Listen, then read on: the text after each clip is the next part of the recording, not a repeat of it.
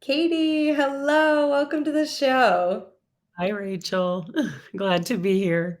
So excited to have you here. Thank you for saying yes to sharing your story with us today. Yeah, yeah, thank you for allowing me to share. I'm excited. Yeah, we're so excited to have you here. So, I guess to get started, can you just let us know a little bit about who you are and what it is that you do now? hmm Yeah. Um, so my name is Katie Robben. I live in Cincinnati. I am from Southern Illinois, but I live here and work here at a Catholic school on the west side of Cincinnati. I'm assistant principal there. Really love it. And I also serve on the board for Belinda Children's Foundation Canada, which I'm really passionate about as well. They're a Canadian organization that serves in Uganda.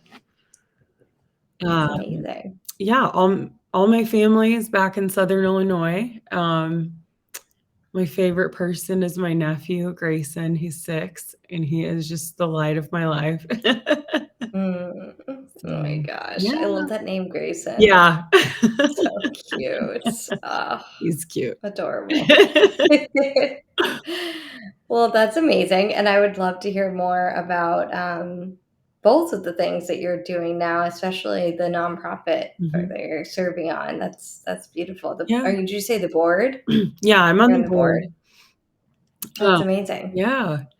Yeah, I like But let's, I'm sure that's gonna come up with your story, so let's actually go back to the beginning first. Okay. Could you just share with us a little bit about how you were raised and what your relationship with God was like growing up? Yeah. Um, and then if you can remember the first time you encountered him and you started to realize that maybe that he was actually real. Mhm. Yeah. Yeah, so I was born and raised Catholic. Both my parents were practicing Catholics, and, just kind of as the years went on in middle school, high school, you shared your story earlier with me, before we started this, and it's very similar in that I've just focused on things of the world. I was more worried about friends and boys in particular, and throughout high school and then college. Um, and one day, so it's actually a little over 10 years ago. It was my 23rd birthday, and then my birthday's in January. So it was a few months later during Lent. I was sitting there in my room, just I had this overwhelming feeling of sorrow, like I'm going to die, and I've done nothing. I've done nothing for, anybody else. I've done nothing for God. And it was just a really sad and scary moment, and realizing that there wasn't a lot of I wasn't living my life with meaning, and therefore I felt like there wasn't a lot of meaning in my life, or purpose to my life. And that could have gone, a very dark route. But over the years, so as I said, my parents raised me Catholic. My mom died when I was 15 from ovarian cancer. So dad was just raising us, myself, my older brother, younger brother, and um, he just had planted seeds over all those years. And so in that darkest moment, I thought of Jesus, right? Like I thought, okay, I know what I need to do. Like my dad has been telling me this for years. And so I went to my dad and I said, Dad, um, I just woke up with this feeling of like, I shared with what I just shared with you with my dad. And he's like, all right, we're going to go to confession. Um, and it was around Wow. Lent, so it was one of those cluster confessions. So lots of priests there, but I, of course, chose the one behind the screen because I've got 10 years. Like it had been 10 years since my last confession, and so yeah, I went into the confessional, and I said, "Forgive me, Father, I've sinned. My last confession was 10 years ago." And he's like, "Whoa, what brings you back?" And he just said it with such joy. And immediately just, um, it calmed me, it brought peace. And I'm like, okay, this isn't like this doomsday thing that, like, he's going to tell me, um, I'm going to hell, that kind of thing, which is what I just thought. I'm going to go in here and I'm going to share these things. And he's going to tell me I'm a terrible person, even though I'd never had that kind of experience in confession. It had just been so long. I built that up in my head. So I Mm. started sharing my sins and I paused and I said, "Father, I'm doing this right. Right?" And he's like, "Oh yeah, you're on a roll. Keep them coming." So I just kept sharing the sins over the 10 years. It all came out. And then, from that point, he was very, um, I guess you would say like solemn, right? It wasn't like it was all a joke or like playful to him. He welcomed me with joy, and then he heard my sins, and then I was forgiven in such just a graceful and peaceful way. Mm.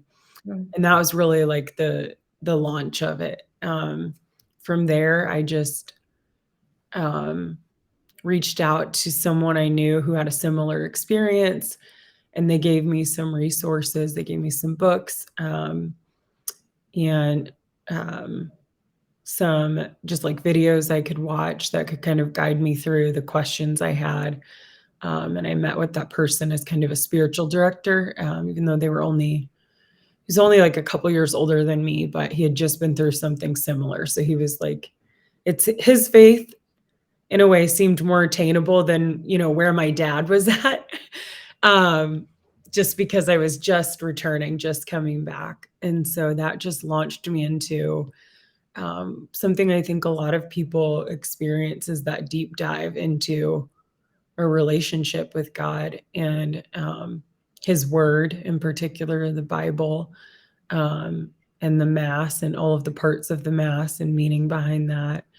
Um, yeah, and so that just really launched. Um, that was the game changer for me. Was that time, when I was 23. Yeah, wow. So It's been powerful. Yeah, it's been an uphill battle from there, but well worth it. So Yeah, yeah, yeah. I would love to get into that a little bit more, but, yeah. I would love to hear just, like, what it was that spurred you to even do you have any idea what made you feel that feeling on your bed that day? I mean, had things in your life been going kind of down a certain path, or did you feel like you were kind of hitting a wall? Or was it just kind of out of the blue one day that you were just laying on your bed and you started feeling feeling overcome that feeling just like overcame you? Or Yeah. had it been kind of building up for a little while? I maybe a little bit of both. I felt like it was just so, powerful and so direct, but, yeah, I just lived such a wild and worldly life before that, um, and I would just come home from, like, time with friends. Usually there was, if I can be candid, like, there was usually alcohol involved or boys involved, and it was just, like, heartbreak after, like, whatever, after whatever, and I was trying to find happiness in those things, and I just wasn't, right? And so, um, then, yeah, that moment was just like hitting a brick wall. It was like a punch in the gut, really. Mm. So maybe a little bit of both, I guess, if it could be. Yeah, Yeah. yeah, and it sounds similar to the moment I had when I kind of surrendered. Yes. Like, it feels like it's, like, out of your own self Yes. almost. It's like something outside of you is, like, making itself known to you, I Yes. guess, like, Yes.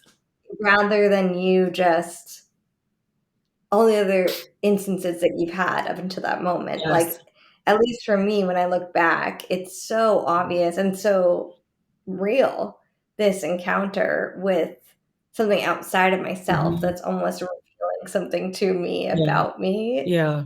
in the way that I wasn't able to see for myself until I kind of let go Yes.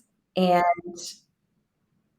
yeah, allowed myself to be led to a certain extent, which I think is what God waits for, right? He's, like, Yes. always waiting for us to allow him in, but we do have to allow him Yes. in order for him to start to lead us, Yeah. like Mhm.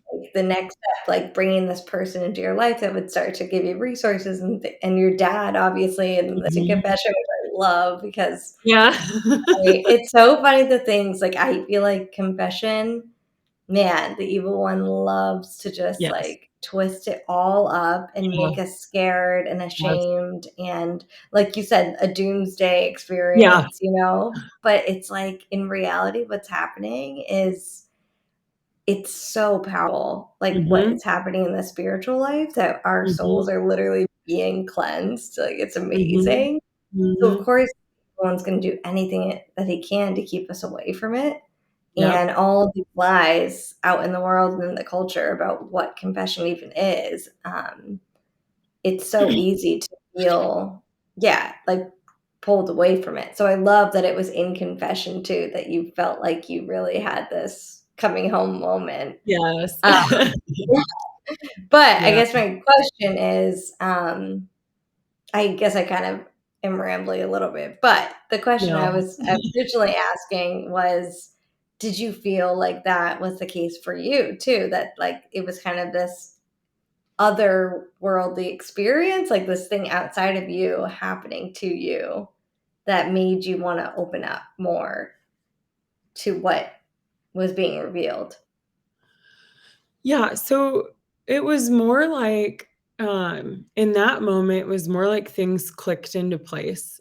Mm, Kind of all these things that, especially my dad had been saying, and, like, I have this, image of him just kneeling next to his bed praying the rosary, and that popped into my head in that moment as well, and I was mm, just, that was so powerful as well, like, we and if I can just kind of share like a side story, because yeah. it's, really beautiful, but he just, knelt beside his bed every morning and prayed the rosary, and we had, 2 bathrooms at our house, and if my brother was in one, I would go to my parents, my mom had passed away at that point, but I would go through the room to use their shower before school. And so I would just like pass through and dad's just kneeling next to his bed praying, or, I'm like maybe walking past his room to the kitchen and I see him out of the corner of my eye kneeling next to his bed praying. And um, that's one of the images that popped into my head in that moment, where, everything changed. And what's really beautiful, I was just home 2 weeks ago and I was staying at my dad's and I was in the like guest bedroom and it was in the morning and I heard him praying. And Wow. it just was like this moment of like, he's still doing it, and like, this is, gosh, so yeah, a decade later, he had been doing it forever before then and after. Um, but I heard him praying aloud.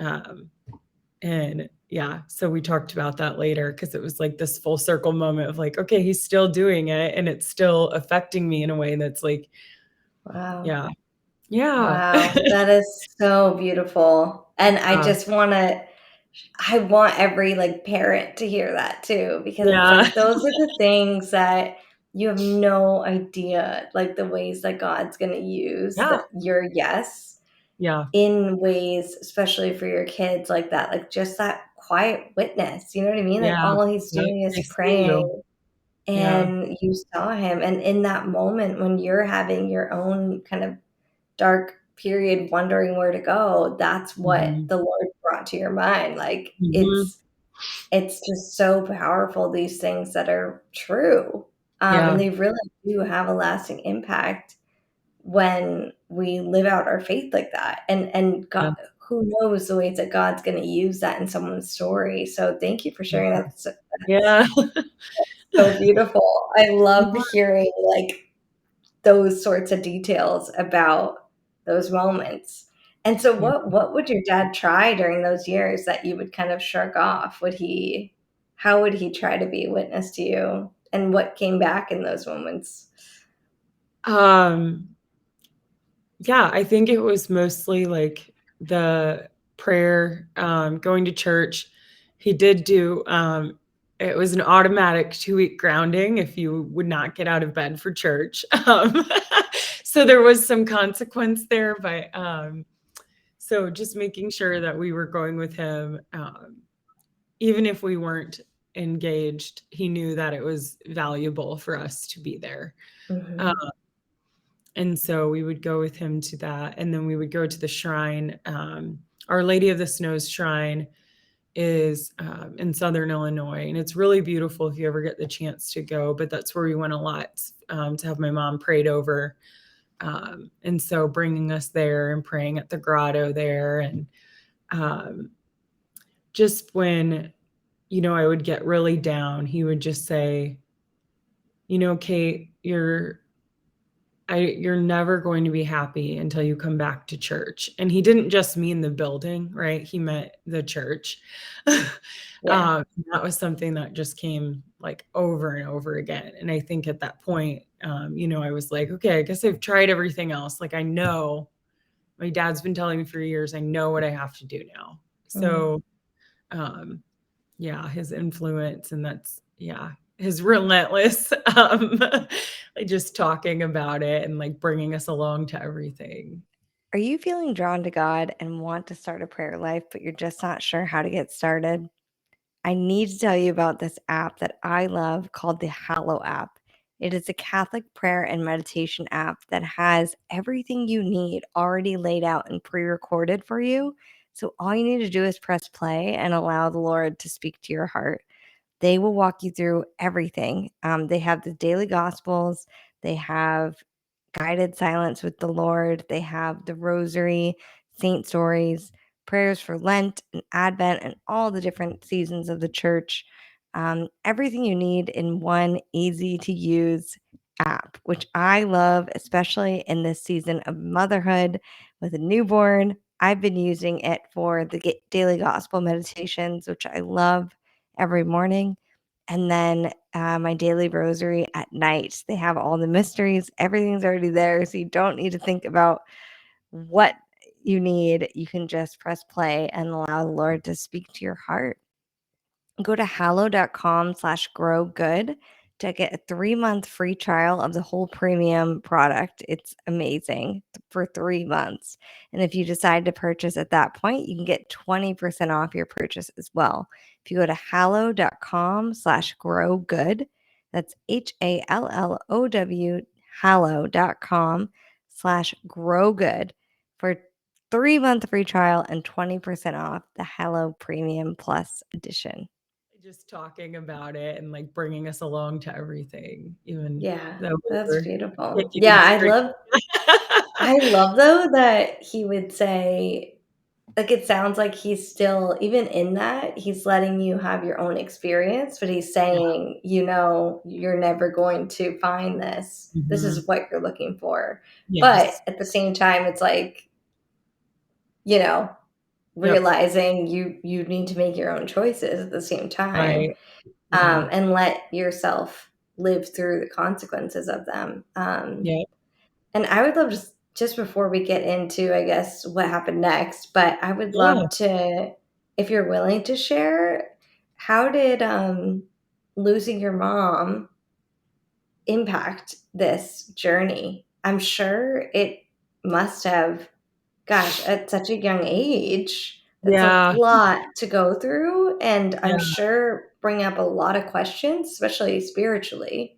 Yeah. Um, did that play a role at all in your coming back or your leaving, or Yeah. um, I'm sure it had to have. Yeah.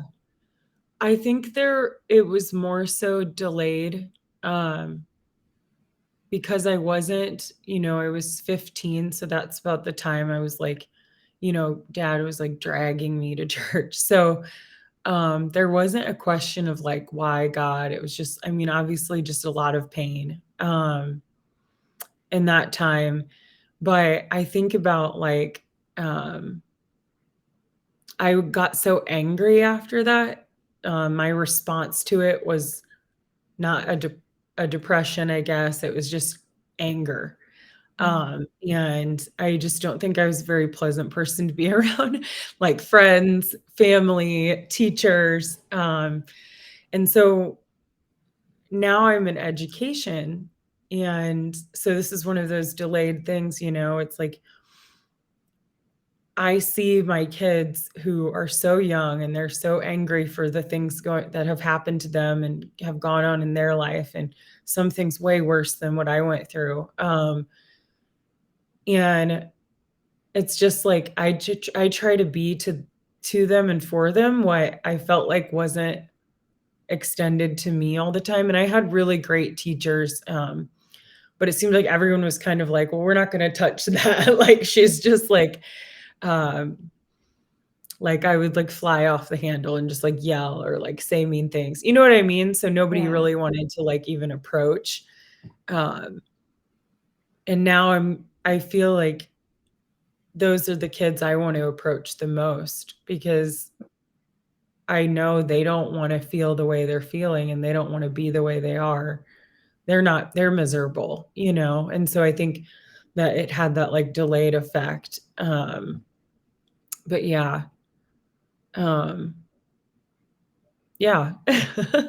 Yeah, that's powerful and so true. Um, yeah, well, I will absolutely be praying for your mom now that I know, and I'm sure all of our listeners will be as well, and your whole family. But what a beautiful, again, witness in your dad, even after going through that, to continue to pray Yeah, and uh, just continue to point you guys to God throughout your childhood. That is just yeah, incredibly, yeah, that takes a lot of strength and yeah, obviously grace that the Lord was able to do that, because then now you can see the fruits yeah, of all that surrender yeah, that and I'm sure during those years it must have been extremely difficult, especially when you're not seeing the fruit right away, you know yeah, what I mean? But yeah, now to be able to see the ways that he was able to surrender it to God and then trust that in yeah, time, um, you would find your way back to him, or right, he would find his way back, like, to you. yeah, Um, and so, yeah, I guess from that point on with the confession, and then it sounded like you started this journey of just learning more about Catholicism yeah, because you had been yeah. away for a while. Was there things that you had never been taught or you don't remember that you kind of fell in love with all over again, or I think the biggest thing for I really love reading. It's one of my favorite things to do. And so for me, it was diving into scripture and then it was like rediscover Catholicism. I haven't read a Matthew Kelly book in a while, but I know that that played a really important role in my, you know, going back to the church because it helped me rediscover, um, you know, at a like very basic level, yeah. Catholicism. And so that was really great. That book was introduced to me. Um, but yeah, that it was really diving into the reading and then asking questions to the person who was guiding me at the time, this kind of spiritual director. Um, yeah, I'm trying to think back. I actually kind of had another point down the road. So this all happened when I was like 23, and that young man who was kind of like guiding me, we ended up dating. And, you know, there was this kind of like I was falling in love with God at the same time I was falling in love with him. And the two were kind of like joined Mm, together. And I didn't realize at the time that that was happening. And I just kind of put this guy on a pedestal, and I'm like, um, yeah, I was seeking God, but also like kind of prioritizing him over God at the same time. And then we broke up, and um, I found out, like months later when I found out he was dating someone new, I was devastated. And I didn't eat for like 2 days. This is my first like real heartbreak.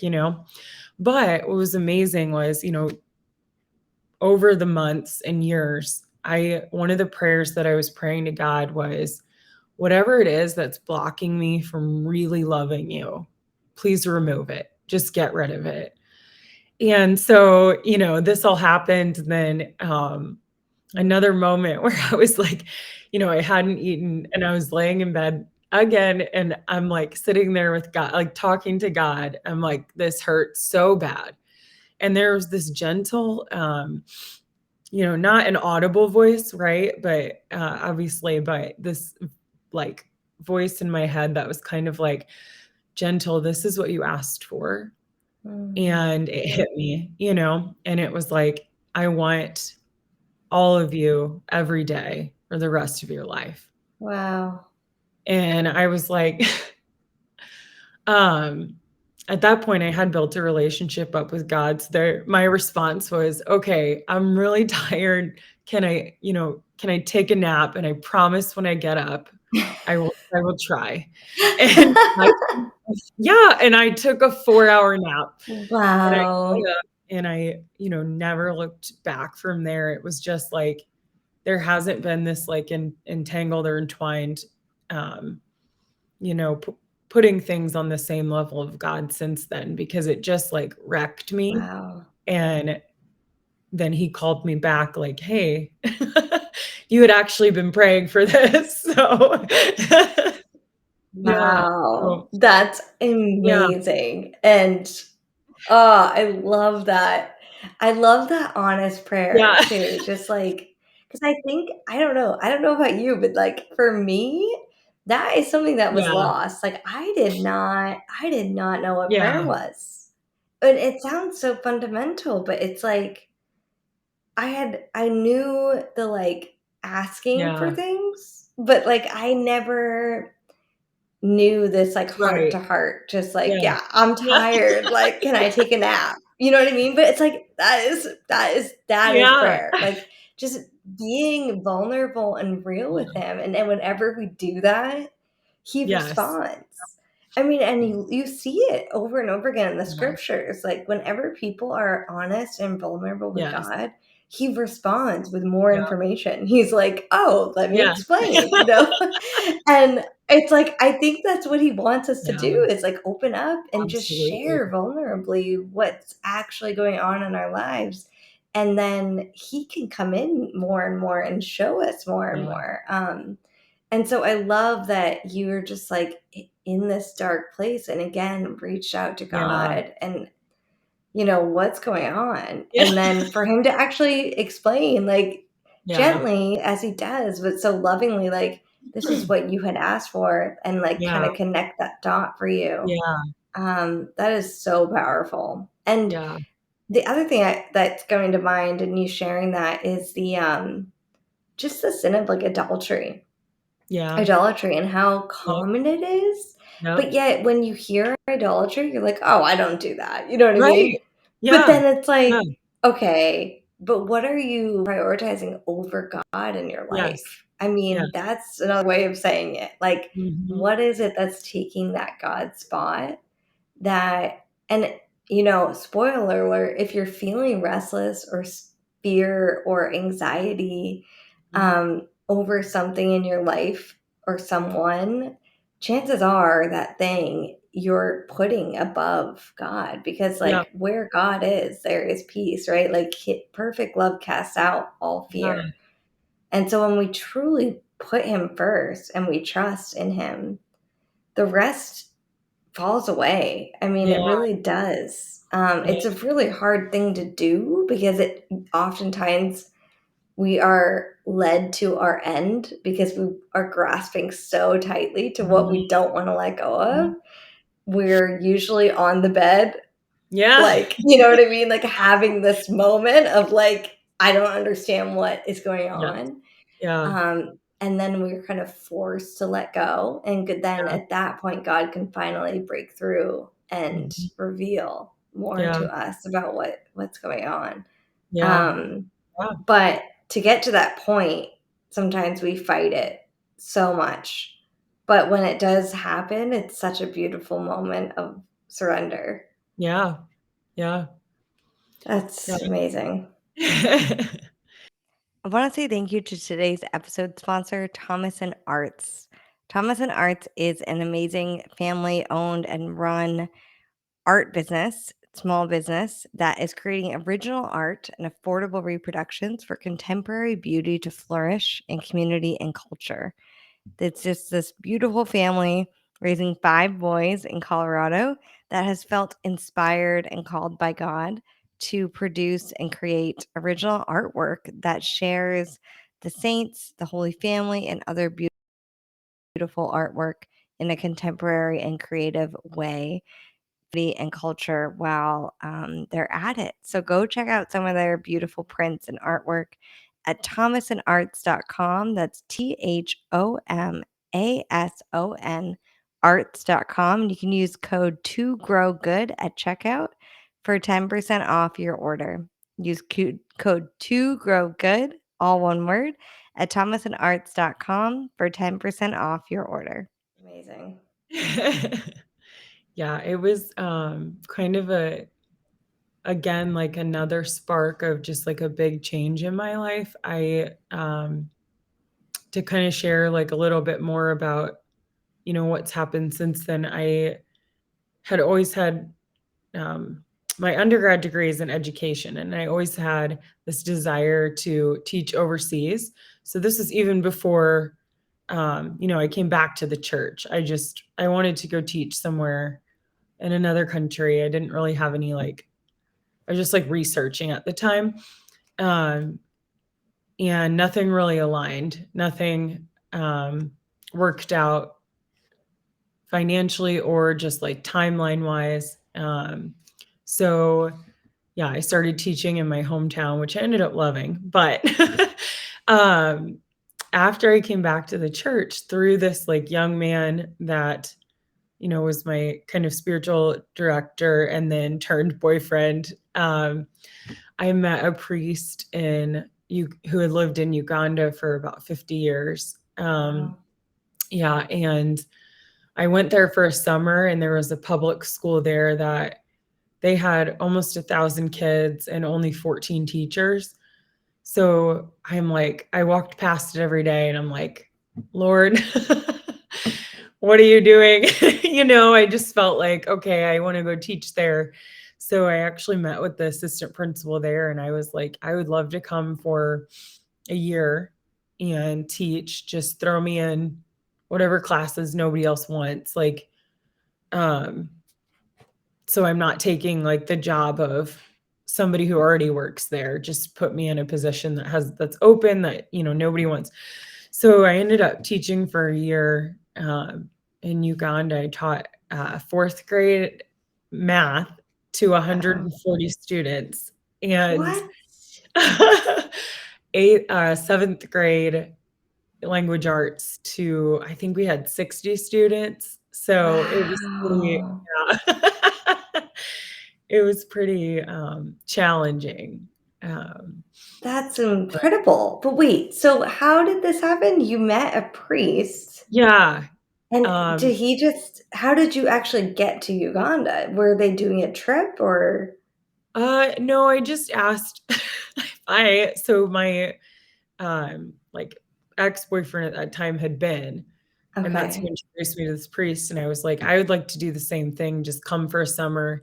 Um, they're Holy Cross priests, and they had a guest house kind of down the hill from like where they lived. And I was like, can I come teach in the public school and just, stay in that guest house? And um, so yeah, they allowed me to come and just teach for a year. Um, so Wow. yeah, I don't know. That was after teaching in the States at that point for 4 years. I taught Wow. home and then moved there and taught for a year. Um, yeah, and Wow. then yeah. So I ended up staying in Uganda for 3.5 years, at this Holy Cross parish, and so that was really incredible, because they do like the liturgy of the hours, and you're always like right next to the church for mass. Or um, at one point, I had moved to like a room at like the far end of the house where like the chapel was right down, and so it just kind of like was a really good environment for moving Yeah. forward in my faith. Um, so yeah. That's so beautiful and powerful. I also it's funny because I've always had a desire to do that as well. I think that it really is like a calling Yeah, that you have, certain people, like, you yeah, just are drawn to that because it's yeah. funny, I talk to other people and they're like, like, they have No, I no get interest, that. you know? And I was like, Yeah, that's when I realized, I'm like, "Oh, maybe the Lord's, like, doing something here." Like, so I love that that's how you felt too, like, you're kinda like, yeah, "Lord, what's going on?" 'Cause yeah. so you weren't planning on teaching at that school when you went? Or because you were saying you were seeing Right. this school, so you just went not knowing what you would necessarily be doing there, and then you saw the school, or how did that Yeah, yeah, so I started at a Holy Cross school, so a couple villages down, they had a Sisters of the Holy Cross opened up an elementary school, um, and they, were able to control their class sizes a little more because they were a, private Catholic school, and they were able to pay people a little bit better than I think the government was paying, so they got quality teachers. I see. So I taught there, but I didn't necessarily feel like I was really needed even as like an extra. But then I'd walk by this other school and I'm like, okay, like, Wow. uh, Wow. That's yeah, amazing. yeah. So, um, But also yeah, must have been extremely challenging. Was it really hard? I mean, that sounds yeah, like it would be yeah. yeah. It was hard, like, as far as teaching goes, the smaller ideal is one-on-one. So then, like, the Right. smaller the class size, the more you can pay attention to each of the kids. So having 140 was hard because I couldn't give them the attention they needed. And so that felt like, you know, I rarely left there feeling like I really, like, nailed the math lesson, like Yeah. everybody got it. Actually, I don't think I ever felt that way, um, but yeah, it was really challenging. But there was there were also challenges of like I'm sure you've heard like there's a lot of people who are very against people from the States or even like Europe or first world countries, like going over and serving in other countries, there can be a lot of like negative consequences from that we don't always realize. And so I was learning all about that while I was over there as well and just kind of feeling conflicted. Mm. Yeah. um, but yeah, um, the assistant principal, she's been living with, and she's okay with me sharing this. She shares it with everyone, but she's been living with HIV for Wow. like 25 years. Mm. And she invited me to meet some of the students at the school who are also HIV positive. And she had started a group that um, helped them learn to live healthy lives. And she felt like she didn't want to hide her status because she had lived so long, and she feels like one of the reasons is because she had lifted that burden of like there's something wrong with me, and like there's this secret I have to hold, or I'm not worthy, or I'm not, and so she was teaching these kids God doesn't, he loves you. He's not going to not use you because you have HIV, Mm. and that means nothing to him except, he wouldn't have wished that upon you, obviously. But um and it was, with these children, no choice of their own. It was transferred at birth. But um So just getting to like go into people's homes and learn more about their lives and hear their testaments as well was just really impactful. So I ended up, am I rambling now? I don't know. I'm just like sharing. No, not at all. I was just about to ask, like, if this was connected to is this connected to the board that you're serving on Yeah. now? Yeah. Okay. Yeah. So yeah, Yeah. keep going. Yeah. Yeah. So together with this vice principal and a couple other community members, we started a nonprofit, and the idea was to raise money in the States for nonprofits that already exist in Uganda. So, this vice principal had started a nonprofit that she was just getting money from local community members to help these children, like pay for their school fees, pay to put like healthy food in their gardens, things like that. Um, so I started a nonprofit in the US, and we dissolved, and I'll get to that in a second, but called Let Us Move Mountains. And we basically just raised money and would give to organizations in Uganda that were founded by locals. And so that's where I met the founder of um, the organization that I'm on the board for now, Belinda Children's Foundation. Um, we, as Let Us Move Mountains was going, um, moving forward, I realized my team didn't need me in Uganda anymore, and I wasn't teaching there anymore. So I came back to the States, found a job here in Cincinnati, and um, kind of let them run the show back there. And I just did the fundraising here. But then, a lot of things happened, and I think COVID was kind of the thing that really hit. It was really hard to raise money that year. So we ended up dissolving and moving our kids that we sponsored to this other organization, Belinda Children's Foundation. So that was really beautiful. Like there wasn't a negative consequence because the organizations already existed that we were supporting. So when we left, they're still going. Right. And the students that we sponsored are now part of this other organization that we have some really wonderful sponsors who just transferred over to that. But yeah, I think if you have a chance, you should check out their site. It's really great work that they're doing. They also focus on students with HIV/AIDS and then orphans, and just making sure that Amazing. they get an education and well fed. Those are the two. Yeah. Yeah, I But was gonna ask, so yeah, they focus on, they sponsor students? Is that how mhm. that works? To Yeah. get an education and then make sure they have those things that you just mentioned? Yeah. Um, Yeah.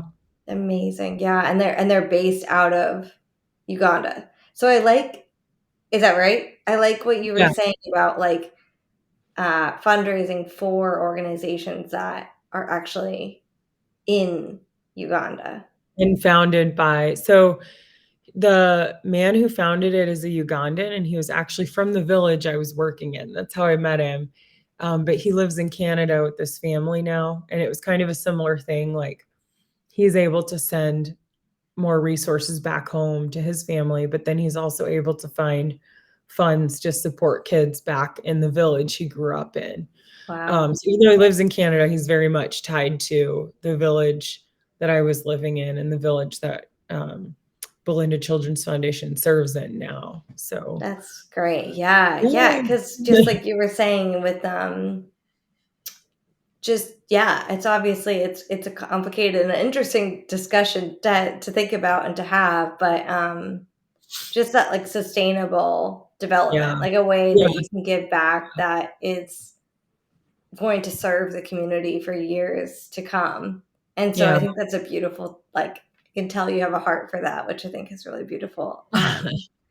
But yeah, that's amazing. And I love how God does these things, like plants these seeds along the way, and yeah, then you watch it come to fruition in your life story. Like when you yeah, allow him to write it, yeah, um, I don't know about you if you can relate to this, but I feel like there are certain things that I'm like, gosh, that's such a desire on my heart, but like will how would that ever come Yeah. about? You know what I mean? Like, it's like you just can't see how that Yeah. would happen, which Yeah. you said, like, in your own journey, you're like, I don't know how, like, financially or timeline-wise or job-wise, like, how Yeah. it would work, and then but when we surrender our dreams and our goals and our life to him, Mhm. he already knows the desires Yeah. that he put in your heart, and so Yeah. he's going to make it all connect, and then Yes. you just have to say yes and step into Yes. it. And Yeah. is that how you felt with everything that happened and transpired through Uganda? Yeah, and I mean, it gets even, I love, what you're talking about, those seeds and, like, kind of how he lays that out and makes that connection. So um, while I was in Uganda, I applied for a program, um, the Masters of Nonprofit Administration, just so I could, learn more about how to run a nonprofit, because I'd only had an education degree. And, when I was in that program, I met a woman from Cincinnati, and this will tie together here in a minute, but the first woman I met, the first day of the program, we go to get our IDs, and she's like, "Hi, I'm Emily," and we chatted, and so, when I realized that my team could run everything back in Uganda, I came back to the States, so I reached out to her to see if, she knew of any positions open in education, um, and she did, and it's at, Romero Academy where I work now, Wow. an operations manager position. So it wasn't teaching, it was the more so like, I mean, operations, right? Just kind of the everything. Um, and I did that for a year, and our principal ended up stepping down from the role. So our assistant principal stepped up as principal, and they came to me and asked if I'd be interested in the assistant principal position. And it's Wow. so interesting because I actually never saw myself as an administrator at a school, and I was terrified. I actually, like, this is all at the same school, but the night before, I literally just, like, moved offices, and then obviously my role changed, but I was sick to my stomach. Yeah, Wow. just so nervous about it, but as things have gone, the past I'm now going in my 3rd year as assistant principal, I'm realizing, like, all those things planted, all those seeds planted in the past 10 years led me to fit into this role right now. Wow. And it's like, the education degree, coming back to the church, then kind of leaving teaching a little bit and diving into nonprofit set me up to work at a, nonprofit, Catholic school. And so that So really all true. tied together. Yeah. Do you love coffee with your prayer time as much as I love coffee with my prayer time? I think you do. And why not pair delicious coffee with amazing saints with Catholic coffee? If you go to CatholicCoffee.com, you can take 15% off any order with code GROW at checkout. They are amazing Catholic company that pairs roast with different saints, and it's really fun when they come in the mail. They even have little tidbits about each saint, and you can use it as an evangelization opportunity, as a gift, or to share it with your family and to learn more about our Catholic faith. Go to CatholicCoffee.com and use code GROW at checkout for 15% off. Really all tied together. Yeah. It's So, amazing how yeah, he does that and, like, in a way that, like, we think it's us doing it, but then yeah. it's really him. He's like, Yeah. "Yeah, no, I He had it know in his all hand in along." all of it. Yeah. Yep. Yeah. Yeah, yeah, He had yeah, his hand in it's all of it. oh, he's so good, and I think Yeah. it just helps to know it's like I think one of our fears with surrendering is that Yes. we're not gonna have those desires fulfilled. But Right. it's like the Lord's like, "No, like, I am the one that wrote those, like, in your Yes. heart." And so, like, Yes. there's no fear. Like, you don't need to have fear in letting those go Right. because I'm only going to give in abundance Yeah. more. than you Yep. could even dream of in those Yep. areas of your life. So, um, yeah, and more and in a more fulfilling way than we could even probably come up with on our own. It's Yeah. like the little intricacies and details that he'll Yeah. have in his Yes. plan if we just let it go and let him do what he does best. Yes. So And I I wanted to give you a chance. Oh, yeah, go ahead. Oh, no, that's all right. Go I was ahead. just gonna say, I wanted to give you a chance to talk about any joys or challenges that you've had along your way in relationship with God, before we get into kind of the final questions. Yeah. Um, so joys right now, I think, um, well, I just started about 3 months ago with a new spiritual director. Um, and she has brought such joy and peace into my life. And we just spoke last night. So I think that's kind of why too, like I'm thinking of her first is like when I leave our sessions, there's just this like it's almost the same feeling of like when you like leave confession too. It's just like Mm. this like weight is lifted. Um and it's not always about feeling, but it's good to have the feeling of like, okay, I can do this. I can holiness doesn't seem unattainable. Like once you I don't know, when I get done with my conversations with her, she's really encouraging and like she's doing, what a spiritual director should do, but she's very gifted. And I leave our sessions just like with this renewed joy and peace and hope. Um, and also, a confidence that because I'm really hard on myself about not just my past, but the things I struggle with now, I beat myself up about it, and so just reminding me, um, of the beauty of that relationship with God, and, like, you keep bringing up the word surrender, and I'm loving it, and it just seems like that is, like, such a huge piece of everything I've shared, and, yeah, so that's definitely a huge joy, that God is bringing into my life. She I was actually really nervous to meet her. I'm like, I am not gonna be able to tell her anything. I'm gonna have to hide all these things about myself, because like surely she'll judge me. And it was just this beautiful thing. Our first meeting, she's like, I have 10 children. Nothing you say is going to shock me. And so from there, I just like, I just let it all out and it's been so good. That's amazing. Yeah, she's wonderful. Oh, Yeah. she sounds amazing. Yeah, I'm like, "Ooh, can you send me her number?" Yeah, I mean, I can. Yeah, she's wonderful, and if there's anyone who's listening who doesn't have a spiritual director, I highly encourage it. Um, Yeah, yeah, do you have any like, how did you find her? so we have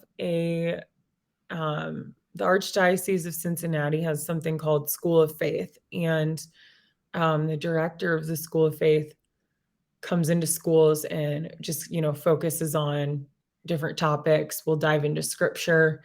And one day the topic was death. And I don't know why that just like those are the strongest like lessons for me or the like hits for me. And I'm like, his name is John. And I'm like, John, uh, I need to let go of these sins. I need to let go of these things holding me back. Do you know of someone who provides spiritual direction? And so he sent me her information. Oh, wow. Yeah. Wow. Yeah. Sounds like the Holy Spirit was definitely at work there, For yes, sure, yeah. amazing, so good. And what about the challenges? So the challenges, um, I think stem from so I have depression and anxiety, and, I, hit a really low point, like, a couple years ago, just with suicidal thoughts, and this is when I'm, active and practicing in my faith, so it really Yeah. truly is an imbalance, and since then, it's just been this like uphill battle of like, how can I pray or like there's not a desire to go, when there isn't a desire to go to mass because I don't even want to get out of bed in the morning, like, and I'm okay now. I've, Thank God. set Yeah. myself up with the right like doctors, and just have surrounded myself with people who are able to help hold me up when I need Mhm. it. But yeah, it's been such a challenge, and I think about like um, just feeling like I there's a like anxiety in me of like I'm not doing enough for him. I'm not doing enough for other people. Like I shouldn't be just like a couple weekends ago I slept the whole weekend, and then I had this feeling of like guilt that was like I didn't, do anything like um but, through when I was able to like just start the small prayer with him, I just start tiny and just like, Lord, I'm hurting, that one again. And like, Yeah. um, I've just had this peace over the past few weeks, and it's like a restful, like, that was hard, Katie. And God is not like condemning me for my inability to like, get out of bed when I have a sickness, And so I think the challenge there is like this battle with myself, thinking that like, um, yeah, somehow my like, I don't know, the like lack of desire to do things that I know I love otherwise, I guess, is gonna like displease God, if that makes sense. It's twisted, right? It doesn't even make sense coming out of my mouth. No, I know. I actually This is not gonna totally be understand what you mean. yeah. Yes. And isn't that so crazy how we do that? I think in the dark, right? Like that's where the evil one loves to work the most. Yeah. Like when we have these thoughts and we get all up in our own head about Yes. them. And Yep. yet when we say it out loud to someone else, there's something Yes. so powerful in talking to someone else too, Mhm. because Mhm. we're able to hear it in a way I think that we can't articulate in our own head. Yeah. But when we say it out loud and we bring it into the light, Yes. we're really Yeah. able to Yeah. Amen. identify what's going on, because Yeah. it's like, wow, even as I'm saying this, like this Yeah. doesn't even make sense. Yes. But I actually totally know what you mean, because Yeah. I definitely struggle with that as well. The racing thoughts and the like the guilt at Yeah. times and shame and things like Yes. that. Yes. Which right, like there's so much tied up in that. It's like some things might be valid and some things are just lies. You know what I mean? Right. And so it's like Right. working through that. So I'm Yeah. so glad to hear that you have a team of Yeah. support around Yeah. you. And I love that too about the church, just that we're physical beings and we're also spiritual. Yeah. And I love this about the truth of our faith, that you don't over spiritualize, but you also don't over whatever the word would be for that. Like Yeah. you don't, Yeah. that we're having real physical Yes. experiences while we're also spiritual beings. So we're having real spiritual like encounters and Yeah. experiences as well. And that I just love that the church desires that truth to come Right. out. Right. And so treating these things as a whole person, Mhm. the spiritual side and the physical Mhm. side of Mhm. these things that we go through, these ups and downs that we have, and the conditions that we might have. And so Yeah. it's so important to find, I think, guidance and expertise Yeah. in both, Yeah. and I think there's a tendency to want to focus on all one way or all the other, but it's like Mhm. in reality, we are integrated as Yes. people and we need that integrated Yep. support. Yep. Um, so yeah, thank you for sharing that. Yeah. It's so vulnerable to Yeah. share, but I think so many people can relate to what you're sharing. Yeah. So, and I think it's so powerful that you were able to have the strength to build the team around you. And I'm sure obviously the Lord Right. is putting people in your life too Right. that are meant Yeah. to do that. Right. I guess on that note, are there any resources that you would want to share? Maybe someone who's gone through any of the things that you've gone through, whether that's being away from the church and coming back into it, Hmm. or working internationally, or finding a spiritual director, or anything along those lines, um, that you would want to share as a resource for people out there? Gosh. I know you've mentioned a lot along the way, but if there's anything else. Um, oh my gosh. I'm trying to think of like, I don't know if I have like specifics, but I have specific encouragements, I think, for, um, and that's, you know, along the way, something that all of those things had in common was that I found a person and I Mm, reached out to them. And I think like we all build up that anxiety or like fear of like being that first reach out, that first like I don't know, like being vulnerable and putting yourself out there. You could get rejected by someone where they could say like I don't have time or like whatever, but um it's certainly worth it, and that's what happened, my reversion, I immediately went and reached out to my dad, and then that, young man, and then that priest in, Uganda, and then, just continuously reaching out to people and all of these things, and when I, hit that low point 2 years ago, it was just like something in my heart was like, "You have to tell someone how you're feeling." And so reaching out to someone then who, and yeah. so it's just like finding a person. And usually there's people around you, like you said, Rachel, like God brings those people, but like you might not see it now, but if you sit and kind of think about it, you're like, wait, I think this person might be a good person to reach out to for this.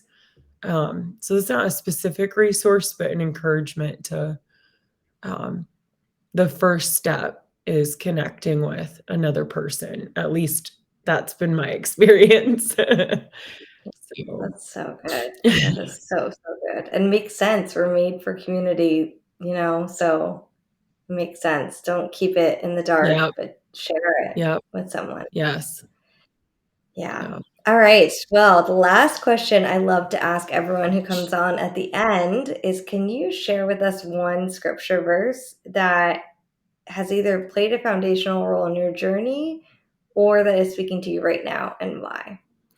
Yeah, I actually have it with me because I'm like, I don't know that I have it memorized, but, something that has been just ringing true throughout, um, like, the past decade or so is, Matthew 6, where he just says, "Can any of you, by worrying, add a single moment to your lifespan?" And then later, "Seek first the kingdom of God and his righteousness, and all things will be given to you besides. Um, don't worry about tomorrow. Tomorrow will take care of itself. Sufficient for a day is its own evil." And I think like it was something, again, my dad played a huge role in this, and he introduced that scripture to me, and he would always say like things are going to fall into place, when you focus on the Lord. And, um, that's something that helps with my anxiety now, as well as like reminding myself like, okay, today, like let's do today and give the best we can today, and then worry about tomorrow. So it's Yeah, been that's doing so good. I love those scripture verses. Those are the ones, like, it's like when I encountered them during my reversion, I'm like, yeah.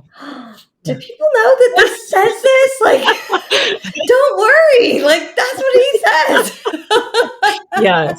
Yeah. But yeah, it's like it sounds so simple, but it's Profound. so It's easy yeah, and, yeah, hard to forget. I mean, yeah, easy to forget and hard to do yes, day to day. yeah.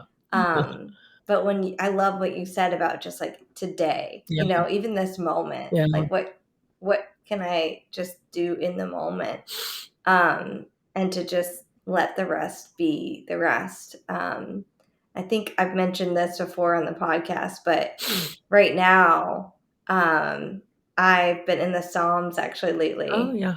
And one of the Psalms that has resonated with me is, "In peace I lie down and I go to sleep, for in you alone, Lord, I am secure." Mm, mhm. And it's like, I feel like when I get in a tizzy of like the racing thoughts or the worries or Yes. whatever, like I just thankfully the Holy Spirit like brings that Yeah. one verse to mind. And it's just like, "In peace I lie down and fall asleep, for in you alone, Lord, like I am secure." What psalm And is that?